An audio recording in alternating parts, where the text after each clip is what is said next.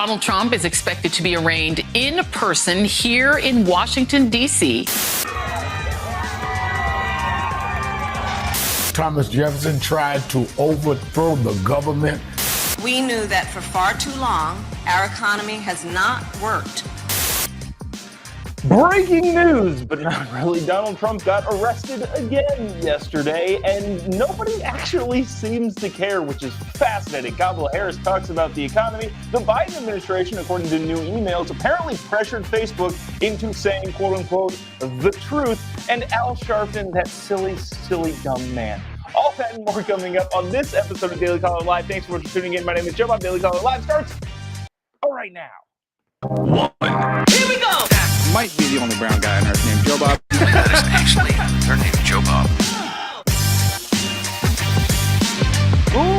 Live from the dingy bunker, completely cut off from the outside world, except for you fine folks. My name is Jobob. This is Daily Caller Live. Thanks so much for tuning in. On today, it is Friday, August 4th, year of our Lord 2023.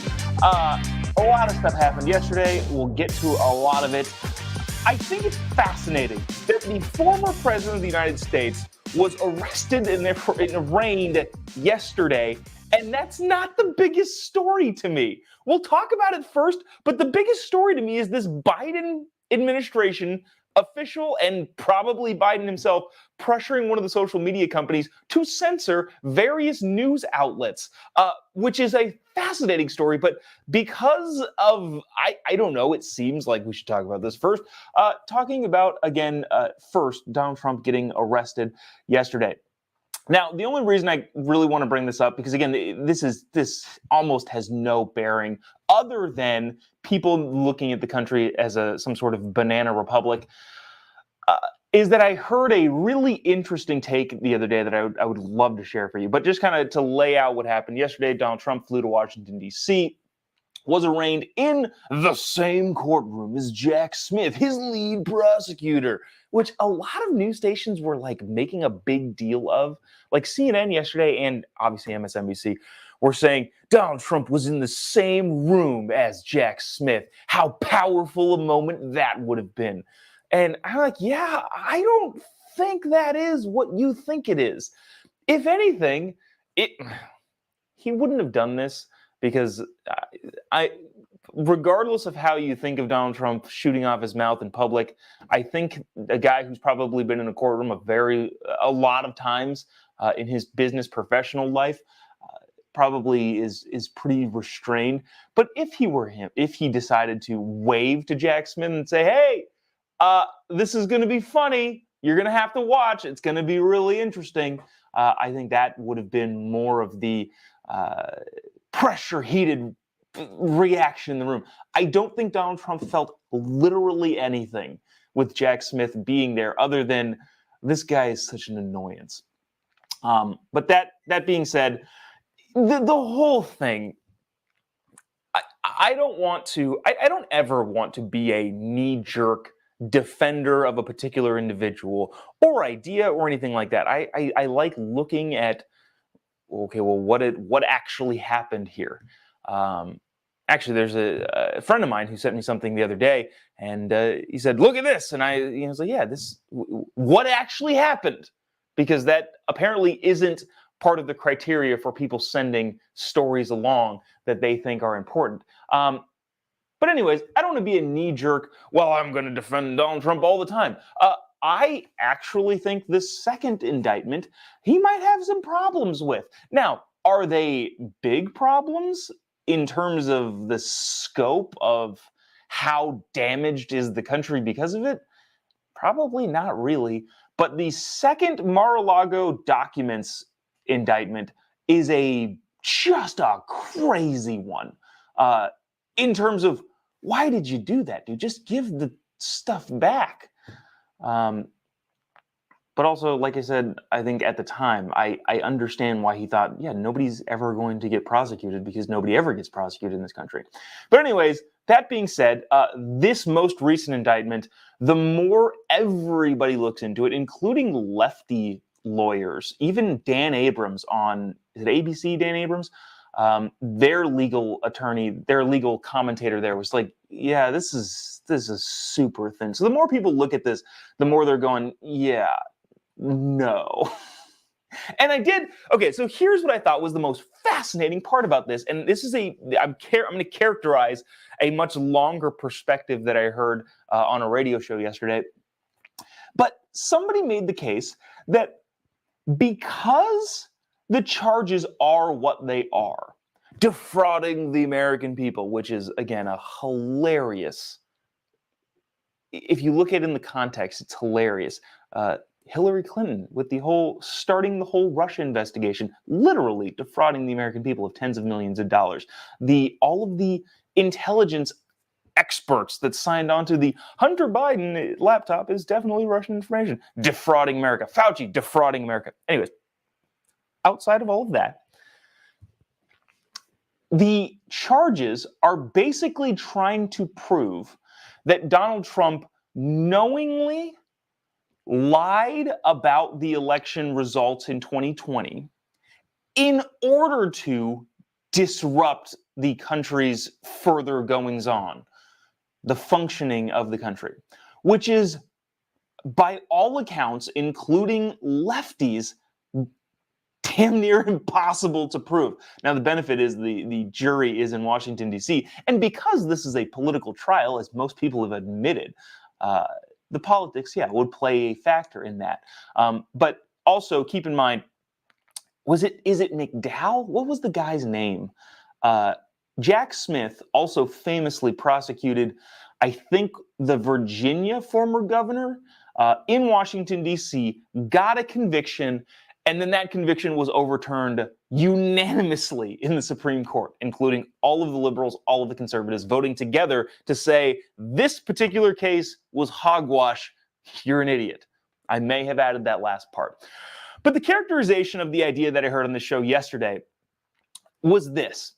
Because they have to prove what Donald Trump was thinking, the defense for the former president gets to now make the case not that the election was stolen, right? They're not making that case. They're not proving the case that election fraud was rampant and it was stolen and all the rules were changed, because that's a very nuanced argument that I don't think the American public can handle. When you talk about the word stolen, what does that mean? Did Donald Trump probably get less votes than Joe Biden? I think so, probably yes. And also, a ton of the rules, in my opinion, got unconstitutionally changed because of the whole COVID pandemic thing. So holding those two thoughts in your head at the same time, I think, is probably too much for the American people. But I digress. The Trump defense gets to now prove to the country that questioning the results of the election, questioning all of the shenanigans going on at the legislation in the states, questioning mail-in ballots and ballot harvesting by the Democrat Party, questioning all of these things that are highly questionable, they are going to get the opportunity to prove to the American people that, yes, there is a reasonable stance to take that, yeah, a lot of this stuff is a little bit wild. And I think that actually backfires on Democrats. I think Democrats have been pushing this whole idea that there's no election fraud, no, never whatsoever. And now the Trump defense doesn't have to prove that it actually happened, but has to prove that there is a reasonable person can come to the reasonable conclusion that, this looks kind of funky. And that's all I think you need for people to change rules in order to better election integrity, which is the only thing I care about. If you've been listening to the show a long time, I've said this multiple times. The only thing that matters is whether or not the American people believe the election results. Because if they don't, it doesn't. Yes, it matters who wins. And I have thoughts of who I would like to see win elections in this country. But if nobody believes the elections, we lose the country as a whole effectively. So that is just a fascinating wrinkle in this whole thing is that the Trump campaign, or the Trump defense is going to make the case that a reasonable person could look at this and go, this is hinky, this is weird. And you need to, if you're going to have legitimate, stable elections, eliminate all possibility that anyone could say, hey, this looks weird. And so I think this whole thing is going to be a net win, not only for Donald Trump, because yeah, his poll numbers are going to go up because he's being politically indicted, but I think just for the American people, just as a win, going maybe, hopefully, waking up and going, oh yeah, shoot, we need to lock down these elections as much as possible to make sure that people who are voting are able to vote and actually did vote. But yeah, that's what I think is going to be the fascinating thing. Now, moving kind of on to just how this is being handled, in my opinion, what it seems like in the mind of the president. After he flew to D.C. to get arraigned, he flew back to his New Jersey Bedminster golf course where a wedding was taking place on a Thursday. And I watched this video with no context. I was just scrolling through. And the text on it was simply, Trump gets home from being arrested again. And this video played, and I just started laughing because clearly the guy is not concerned. This is Donald Trump moments after being federally indicted for a federal crime in which half the country is freaking out of, we got him. Does it look like he thinks he's in trouble? Watch this. He crashed a couple's wedding the same day.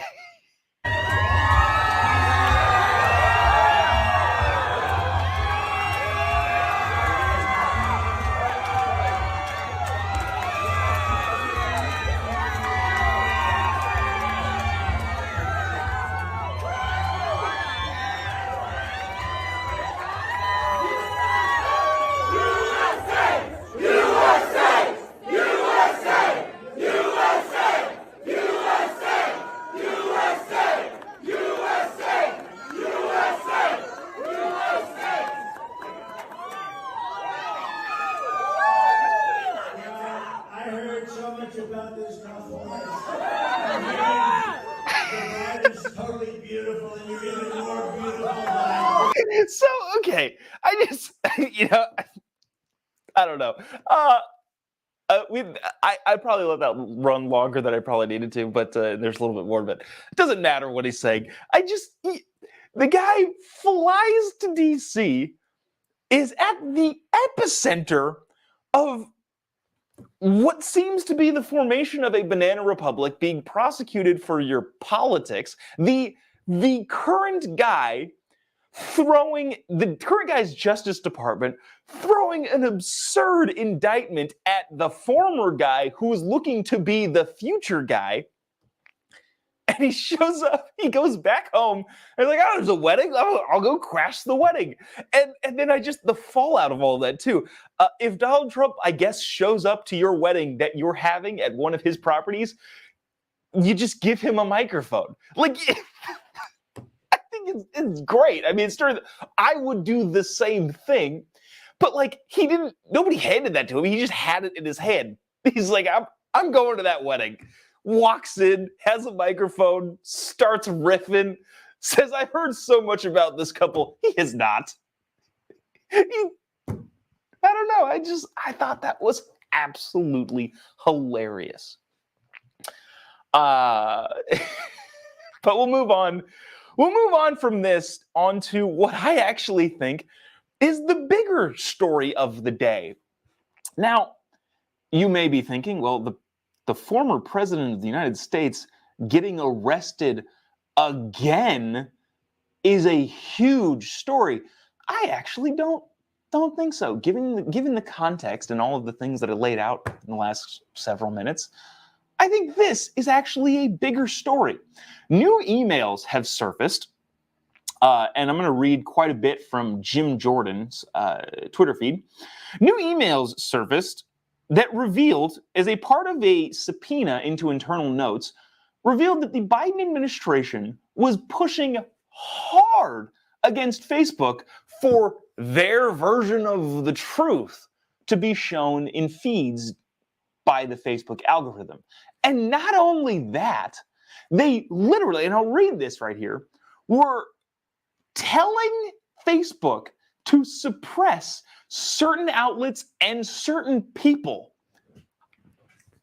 That's a big freaking deal. This is from Jim Jordan's Twitter feed. Newly subpoenaed internal notes of meetings between Facebook executives and Biden administration officials reveal more about the lengths the Biden White House wanted to go to control truth speech on Facebook. In 2021, the White House wanted to control the narrative and true content that was posted to Facebook surrounding COVID-19. President Biden went so far as to say that Facebook was killing people. Killing people is in quotes. Biden said, Facebook is killing people. For allowing certain statements to be published on the site. Rob Flattery? I don't know, doesn't matter.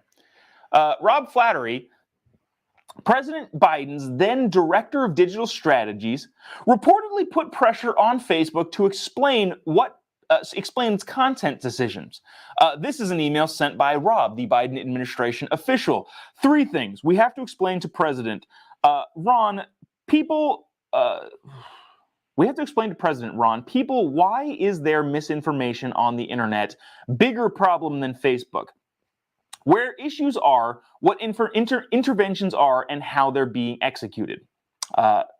There's like a briefing thing crossing over the thing, so it's difficult to read. For example, Flattery questioned whether Facebook was doing enough to, get this, reduce traffic from sites like the New York Post, quoted in saying this, I'm curious, New York Post churning out articles every day. What is supposed to happen to that from policy perspective? Does that article get a reduction, labels, question mark? Remember, just remember, let's step in our time machine and remember back to what was the news outlet that published the Hunter Biden misinformation laptop? The actual real Hunter Biden laptop that was labeled as misinformation was the New York Post. And then Facebook and Twitter, prior to being owned by Elon Musk, censored even sending that around.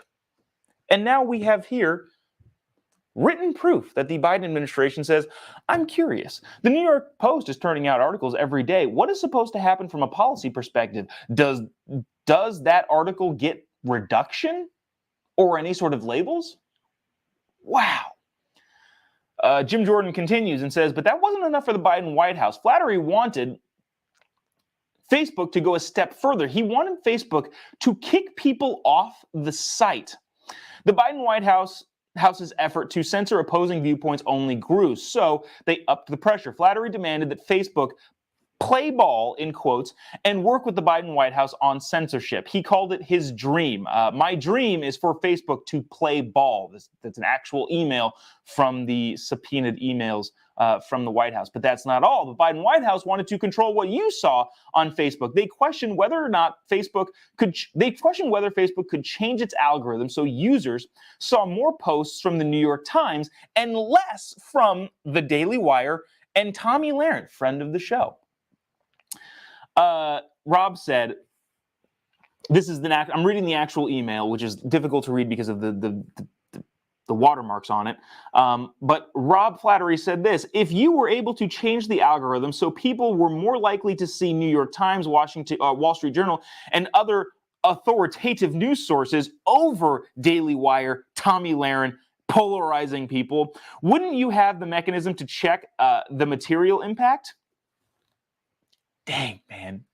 First of all, who puts this in writing? I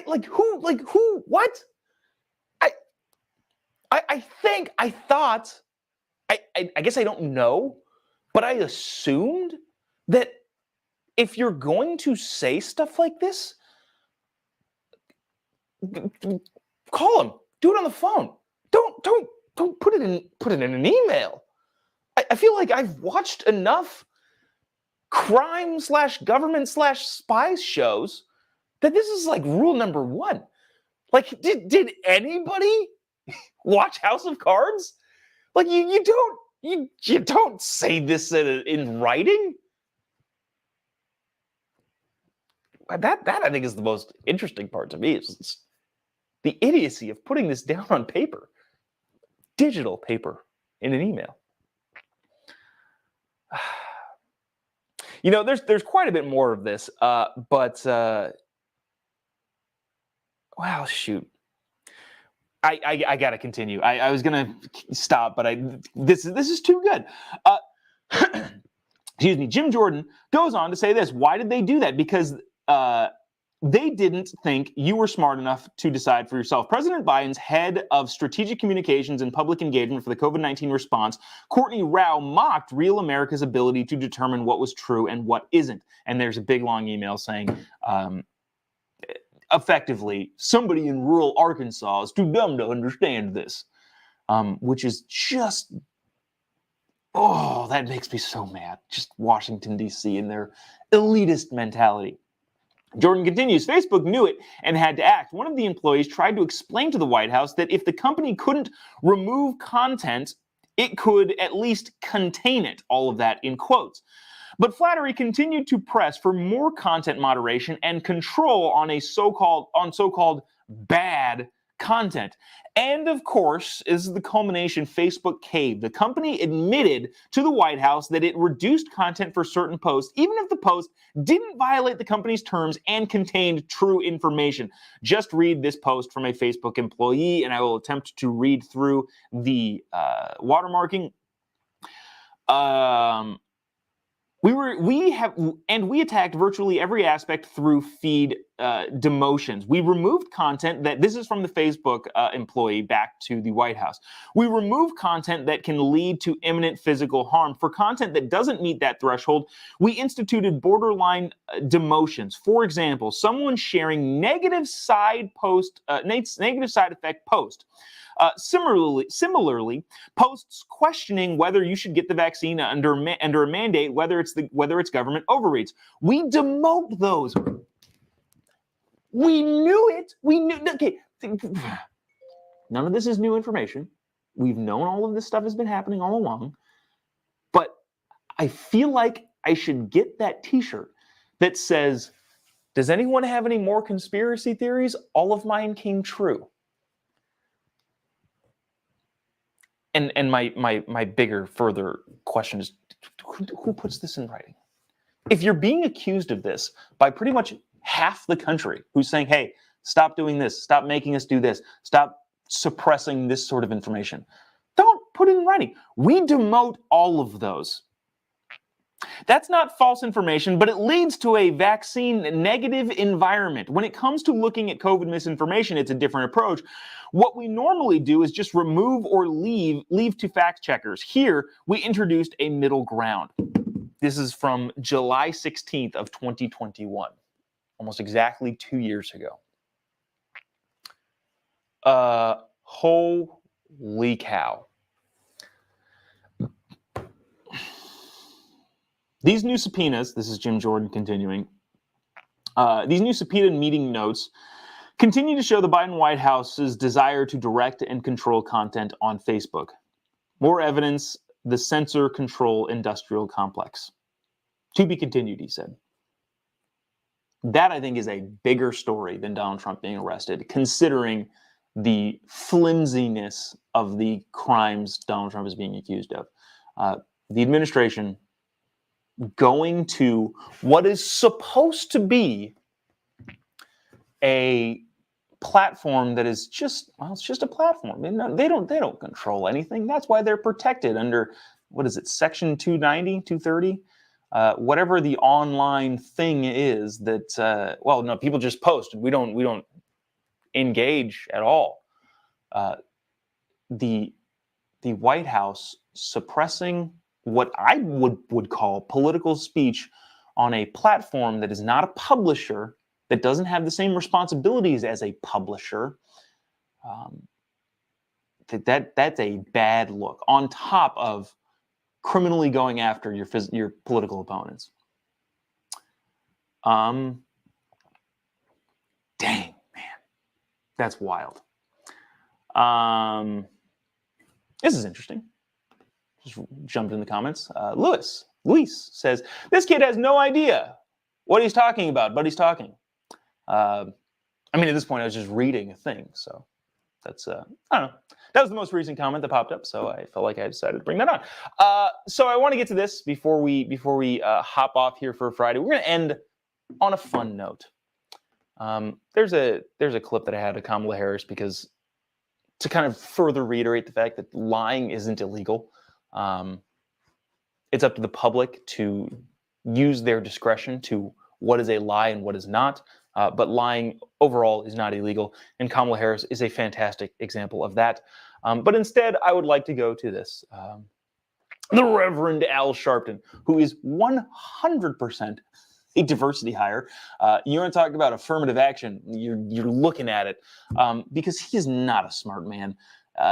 And that is not like that has nothing to do with the things he believes, his policy positions. He's just not the sharpest tool in the shed. And so for him to have the platform that he does on one of the major cable news stations is just a glaring example of why diversity hires and checking boxes is a bad idea. Nevertheless, he still has a mouthpiece on America's national news. And yesterday, in response to the Donald Trump indictment, said something I don't even know if he knows what he said. Speaking of somebody who doesn't know what he's talking about, I want you to watch this. This is a very short clip of the Reverend Al Sharpton. Just watch. One day, our children's children will read American history. And can you imagine our reading that James Madison or Thomas Jefferson tried to overthrow the government so they could stay in power? That's what we're looking at. We're looking at American history.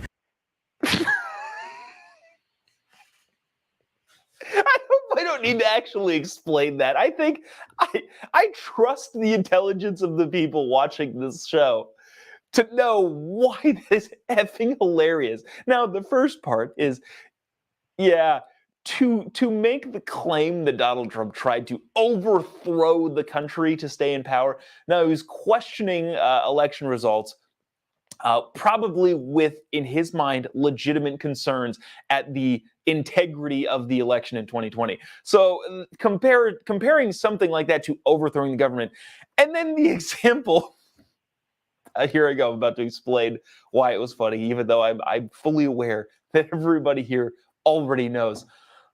Can you imagine Thomas Jefferson or James Madison overthrowing the government? People are going to have to read about that in history. I can't even. Who could have thought the founders of the country they would look at this sort of thing? They could not even imagine overthrowing the government. I'm not even. We're not even going to explain it. I trust that you understand why that's funny. And on that note, we will sail off laughing into the weekend.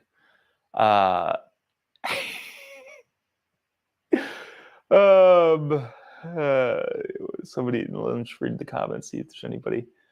A lot of people don't like, apparently not huge fans of the Reverend Al Sharpton. Jody says, Al Sharpton has always been trash. Marcel, this man, vomiting faces. Francis, troublemaker he is. Yeah. And then there's another one. There's several other comments that use some harsh language to describe the Reverend. The unbelievably cynical race-baiting Reverend. But yes, I would imagine that all of you understand why that's silly.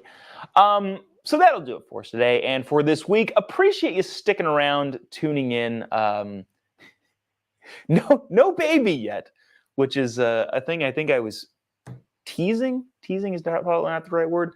Thing that I was mentioning the last week and several days. We're probably not going to be here this week because we're at some point welcoming a baby girl into this world. My wife is still wishing that she would exit, and so that we could hold her and have her, but also we're well past the due date. So, maybe we won't be here next week, but maybe we will. Who knows, depending on where things are. But I appreciate all the text messages, well wishes, prayers, all of that sort of stuff regarding that situation. If you haven't already, give me a follow on any of your social media platforms. Just type in JOBOB. You'll be able to pretty much find me anywhere. Tickets go on sale. What's today? In like a week. For the Van Buren, Arkansas show and the Tulsa show, the Star Spangled Banter Comedy Tour.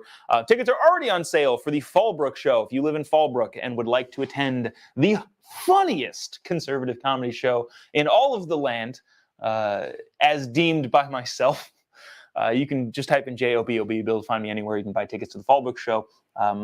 Already available. That'll do it for us today. Have a great weekend. We will see you on Monday, maybe, but honestly, really, probably not. Like, this baby has to come this weekend at some point. So we'll see you when we see you. Maybe it'll be Monday, maybe it won't. Until then, God bless America.